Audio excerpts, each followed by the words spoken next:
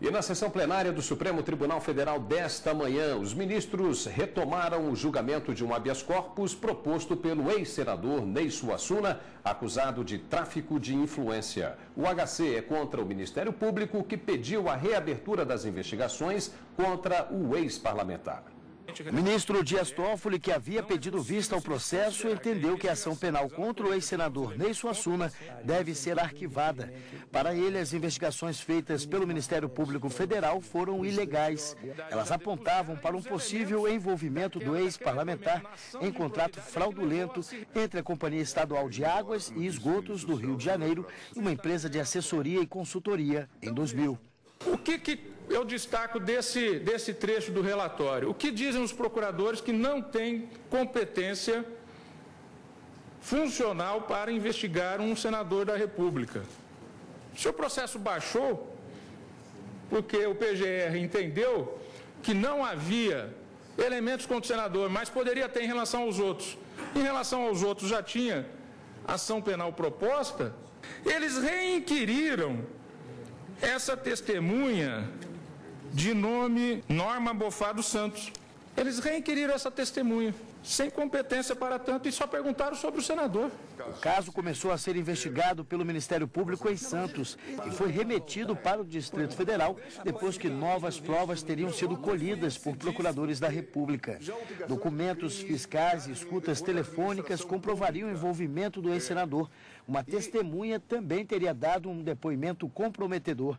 Neste caso, o ministro Dias Toffoli não viu cabimento para a reabertura do processo administrativo investigatório, já arquivado pelo então Procurador-Geral da República, Cláudio Fonteles, justamente por não existir provas contra Suassuna. Eu peço vênia ao nobre relator para conceder a ordem de habeas corpus para o fim de trancar a investigação contra o paciente fundada nesses elementos de prova irregularmente colhidos. É como voto, senhor presidente.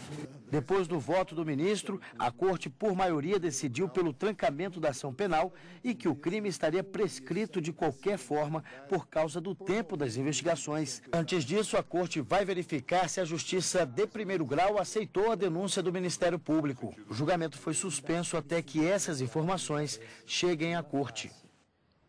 Em seguida, o Supremo analisou o recurso extraordinário a favor de Jairo Coelho, ex-prefeito da cidade de Ipanema, em Minas Gerais. Ele é acusado de não cumprir ordem judicial que mandou pagar os precatórios no município. O ex-prefeito alegou que não haveria verba suficiente para quitar as dívidas. Esse assunto gerou um intenso debate entre os ministros por justamente envolver investigações do Ministério Público. Seria essa ou não a competência dos procuradores? A maioria dos ministros entenderam que a Constituição é clara ao definir a Polícia Federal e a Polícia Civil nos estados essa competência para investigar criminalmente denúncias apontadas, seja de políticos ou de pessoas comuns. O Supremo também começou a analisar o habeas corpus a favor de Sérgio Gomes da Silva, que ficou conhecido pelo apelido de O Sombra. Ele é acusado pelo Ministério Público de ser o mandante do assassinato do ex-prefeito de Santo André, Celso Daniel, em 2002. A defesa também de Sérgio alega que não seria competência dos procuradores, enfim, dos representantes do Ministério Público, esse poder de investigação.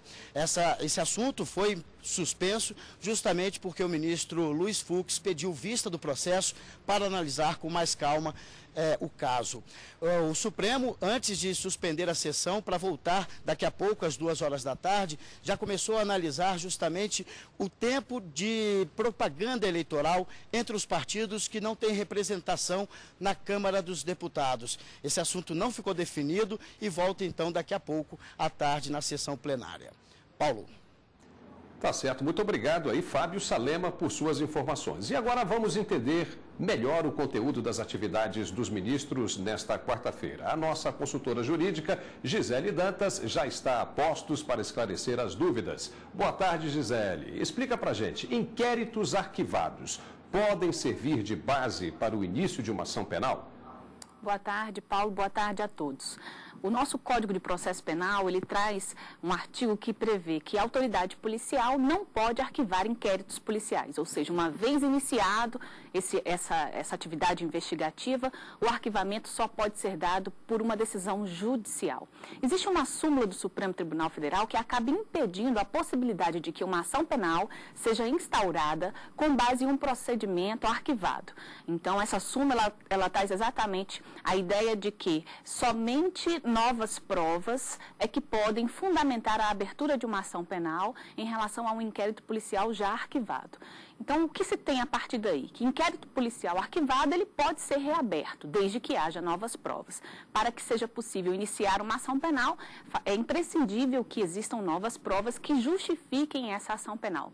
Existem dois casos, na verdade, Paulo, que o arquivamento do inquérito policial, ele acaba sendo definitivo.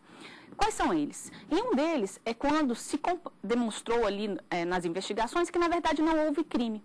Nesses casos, o arquivamento do inquérito policial, ele é definitivo. E o outro caso é quando ficou demonstrado ali uma causa de extinção da punibilidade. Nessas hipóteses, também gera o arquivamento definitivo e não há possibilidade alguma de reabertura do inquérito policial. Nesse caso em especial, em que se discute essa possibilidade de reabertura do inquérito, os ministros acharam melhor suspender o julgamento do habeas corpus para ser retomado numa outra oportunidade em que receberem informações da Justiça Federal informando a atual situação processual dessas investigações. O que aconteceu nesse caso concreto? Elas continuaram, não continuaram, para só depois, efetivamente, decidirem o mérito desse habeas corpus. Em relação à votação, o ministro Dias Toffoli acabou divergindo do entendimento do ministro relator e ele entende pelo trancamento das investigações. Ô Gisele, o poder de investigação do Ministério Público também é destaque na pauta. A grande questão é saber se investigação criminal deve ser conduzida apenas pela polícia, não é isso? É isso mesmo, Paulo. Na verdade, existem dois processos de destaque que estariam discutindo o poder de investigação do Ministério Público. Um deles é o habeas corpus, que foi impetrado pelo Sombra, que está sendo acusado do assassinato do ex-prefeito de Santo André, Celso Daniel. E o outro é um recurso extraordinário do prefeito. Nos dois casos, o grande debate, sem dúvida, é o poder de investigação do Ministério Público. O ministro Fux acabou pedindo vista nesses dois casos. O que ficou decidido pelos ministros nesta manhã é que, enquanto o Supremo Tribunal Federal não emite uma decisão definitiva sobre essa questão, o Sombra, ele continuaria em liberdade, até porque ele foi deferida uma medida liminar nesse sentido. E em relação ao poder de investigação do Ministério Público, o que tem sido entendido pelos ministros? Já existiu uma posição no Supremo Tribunal Federal, uma posição na primeira turma, uma outra posição na segunda turma, e certamente a decisão nesses dois casos é que valerá para os demais. Vale, inclusive, destacar uma questão de ordem que foi levantada pelo ministro Joaquim Barbosa, no seguinte sentido: já que este recurso que está na pauta do plenário, ele foi reconhecida a repercussão geral, somente esses dois casos, o habeas corpus do Sombra e o RE, é que serão efetivamente julgados pelo plenário da Corte. E todos os demais processos que tramitam na Suprema Corte envolvendo essa temática, após a decisão definitiva do Supremo, serão decididos monocraticamente pelos ministros. Gisele, muito obrigado por sua participação aqui no Jornal da Justiça, primeira edição.